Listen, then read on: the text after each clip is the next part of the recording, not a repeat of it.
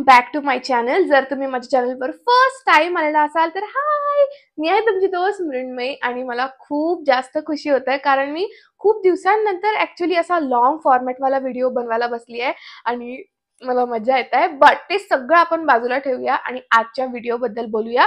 तर तुम्हाला आणि मला आपल्या सगळ्यांनाच माहिती आहे की Christmas and new year is just around the corner, म्हणजे बस येणारच आहे आणि हाच तो सीझन असतो एकदम जमके पार्टी करायचा। आणि आय नो तुम्हाला सगळ्यांना खूप सगळ्या पार्टीज अटेंड करायच्या आहे, मला माहिती आहे। म्हणूनच या व्हिडिओमध्ये मी तुमच्यासाठी घेऊन आलेली आहे हा सुंदर पार्टी अप्रोप्रिएट मेकअप लुक, जो नंबर 1 खूप जास्त ग्लिटरी, स्पार्कली, ड्यूई, एकदम पार्टी अप्रोप्रिएट आहे।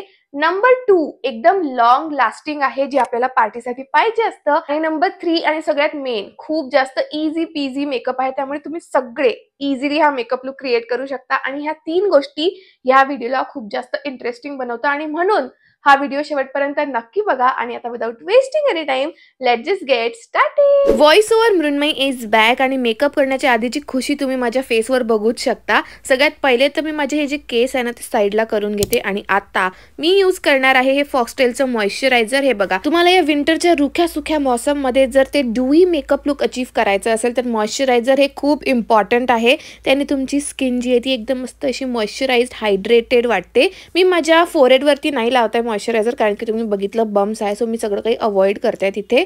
आणि फेस सोबत आपले लिप्स पण मॉइश्चराइज असणं महत्त्वाचं आहे बरं दोस्तो, कारण त्या ड्राय लिप्स वरती लिपस्टिक लावलेलं इतकं घाण दिसतं, म्हणून मी वॅसलिनचं लिप बाम यूज केलाय। आणि आता अजून थोडासा ग्लो आणण्यासाठी मी लॅक्मेचं लुमी लिट क्रीम यूज करते। याने इतका मस्त ड्यूईनेस येतो, ग्लो येतो, असं वाटते तुमची स्किन इतकी जास्त हेल्दी आहे। इतकं तुम्ही पाणी पिता, इतकं नारळ पाणी पिता, सगळं काही हायड्रेशन तुमच्या स्किन मध्ये असं वाटतं। त्यामुळे मेकअपच्या आधी इल्युमिनेटर तर तुम्ही लावायलाच पाहिजे। आणि मग आता तुम्ही बघू शकता की माझ्या स्किन वरती जो ग्लो आलेला आहे, याच ग्लोची मी बात करत होती दोस्तो। आता आपलं मेकअप आपल्याला लॉंग लास्टिंग करायचं आहे, त्याच्यामुळे प्रायमर पण खूप जास्त इम्पॉर्टंट आहे।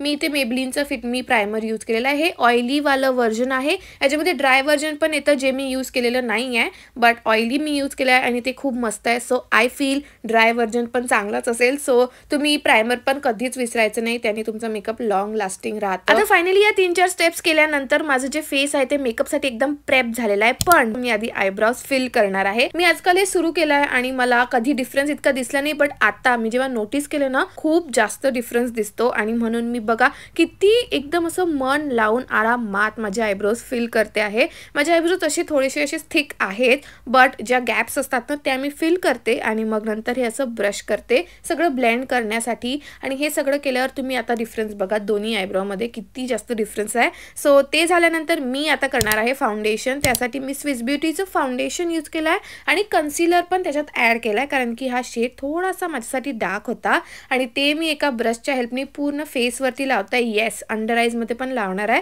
कारण मी कुठलंच कन्सिलर यूज करणार नाही आहे आज। आणि ब्रशनी मी फाउंडेशन लावलं, बट ब्लेंड मी करणार आहे माझ्या ब्लेंडरने, कारण एकतर ब्लेंडरनी ना एक्सेस प्रोडक्ट ब्लेंडर असं सोक करून घेतं, सो जास्त थिक लेअर नाही वाटत अशी फाउंडेशनची। दुसरं म्हणजे जेव्हा ब्लेंडरनी ब्लेंड करतो त्याच्यानंतरची जी फिनिश असते एकदम अशी लाईट मेकअपवाली स्किन लाईक फिनिश जी असते ना ते मला खूप आवडतं। म्हणून मग मी मोस्टली माझं जे फाउंडेशन कन्सिलर हे सगळं असतं ना हे ब्लेंडरनीच ब्लेंड करते। हां, डॅम ब्युटी ब्लेंडरनी ब्लेंड करते आणि त्याच्यानंतरचा जो इफेक्ट असतो मला तो खूप आवडतो। आता हे मेकअप हे जे फाउंडेशन आहे हे लॉक करण्यासाठी मी इथे फिक्सर यूज केला आहे, मेकअप फिक्सर, आणि मग ते पण मी आणखीन एकदा ब्लेंडरनी ब्लेंड करते आहे। सो याने तुमचं मेकअप लॉंग लास्टिंग बनतं। ठीक आहे दोस्तो, हे सिक्रेट आहे आपलं, ओके। नंतर आता थोडासा कलर आणू फेसवरती, त्याच्यासाठी मी यूज करते आहे रेअर ब्युटीचं ब्लश।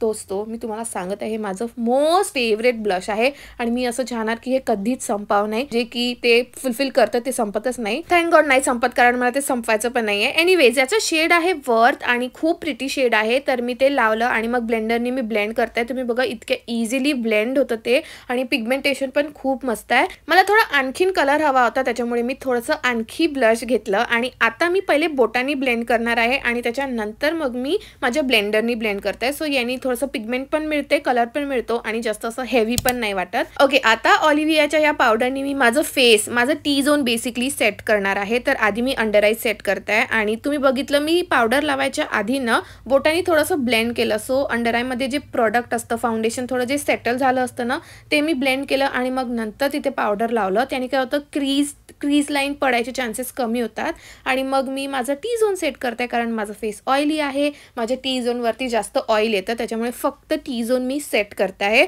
आणि नंतर हे जे मी पावडर असं लावलं आहे ना, ते एका मोठ्या फ्लफी ब्रशनी मी जे एक्सेस पावडर असेल ते असं ब्लेंड आउट करून देत आहे, काढून टाकते, बेसिकली रिमूव्ह करते. सो याने असं पावडरी लुक पण नाही येणार आणि माझं मेकअप सेट पण होणार. ओके, बेस तर आता माझा झालेला आहे. आता आपण आईजकडे वळूया. तर मी स्विस ब्युटीचं सेम कन्सिलर घेतलं आहे आणि ते माझ्या आयलिड्सवरती लावलं आहे आणि ब्लेंड करते. ही स्टेप मी बिलकुल मिस नाही करत आणि तुम्ही पण कधीच स्किप करू नका.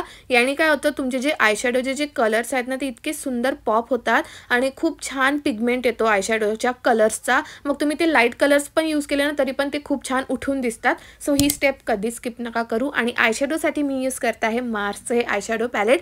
मी याच्यामध्ये ना थोडेसे असे बेसिक एकदम असे न्यूडवाले कलर आहेत आणि मला न्यूड आयजच ठेवायचे आहे, त्याचं रिझन पुढे सांगते.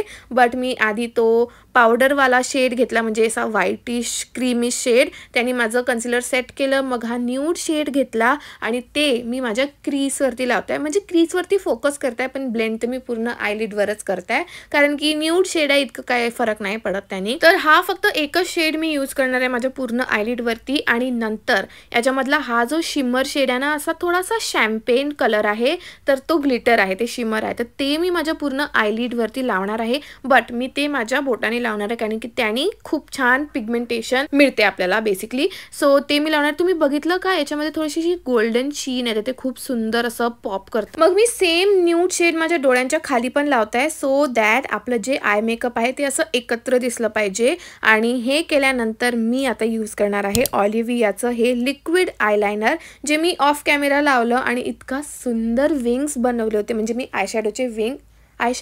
आयलायनरचे विंग बनवले होते, खूप सुंदर दिसत होतं आणि बरं झालं मी ऑफ कॅमेरा केलं.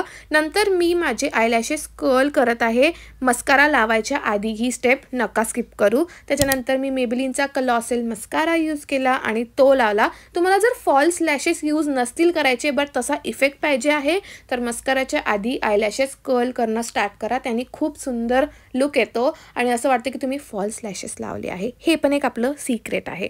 तसं हे सिक्रेट राहिलं नाही आहे, बट स्टील मी माझ्या लोअर लॅशेसला पण मस्कारा लावून घेणार आहे. आणि आता मी इथे यूज करते आहे झुडिओचं हे हायलायटर आणि ते मी माझ्या फिंगरच्या हेल्पने माझ्या फेसच्या हाय पॉईंट्सवरती लावत आहे, म्हणजे माझं चीक बोन, ब्राव बोन, आणि मग नंतर ते ब्लेंड पण करताय बोटानीच. हे जे सेम हायलायटर आहे ना, मी माझ्या नोजवरती पण लावत आहे, म्हणजे नोजच्या ब्रिजवर आणि टिपवरती सुद्धा, त्यांनी पण खूप मस्त दिसतं, मला आवडतं ते. आणि एका ब्रशच्या हेल्पनी, पेन्सिल ब्रशच्या हेल्पनी मी माझ्या इनर कॉर्नर्समध्ये लावत आहे. आता जो आपण आयलिडवरती शेड लावला होता तो पण आपण इनर कॉर्नरमध्ये लावू शकतो याच्याऐवजी, बट मी हा लावला.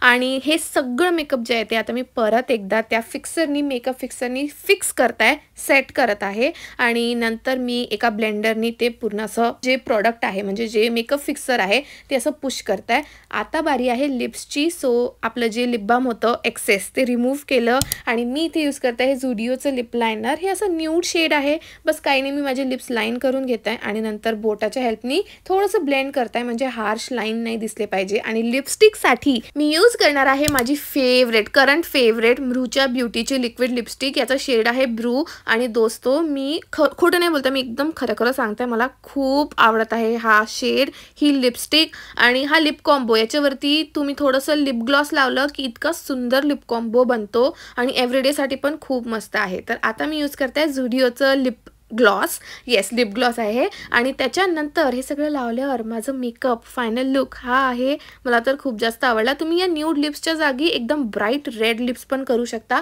ते पण खूप सुंदर दिसतात. बट येस, हा आहे आपला फायनल मेकअप लुक.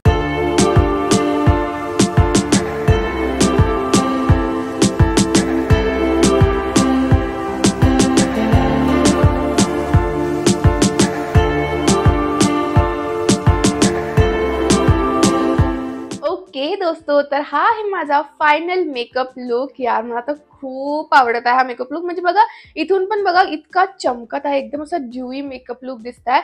आणि पार्टी सीझन मध्ये आपल्याला हेच पाहिजे असते. क्रिसमस आणि न्यू इयर पार्टीमध्ये जर आपण एका डिस्को बॉल सारखं नाही चमकलो तर काय फायदा आहे पार्टीत जाऊन दोस्तो. आय होप तुम्हाला माझ्या भावना कळत असतील, भावना माझ्या पोहोचल्या असतील तुमच्यापर्यंत. But yes, I guess that's it. तुम्ही मला कमेंटमध्ये नक्की सांगा की तुम्हाला हा मेकअप लुक आवडला आहे की नाही. आणि हो, हे पण नक्की सांगा तुम्ही किती पार्टीज अटेंड करता या पार्टी सीझनमध्ये. मी तुम्हाला एक सिक्रेट सांगते की मी एकही पार्टी अटेंड करत नाहीये. Sad life, but that's the reality, harsh reality. But yes, I guess that's it for today's video. I hope तुम्हाला हा व्हिडिओ आवडला असेल, हा मेकअप लुक आवडला असेल. आणि जर तसं असेल तर make sure to like, share and subscribe to my channel. आणि आता आपण भेटू माझ्या नेक्स्ट व्हिडिओमध्ये. टिल देन, बाय दोस्तों.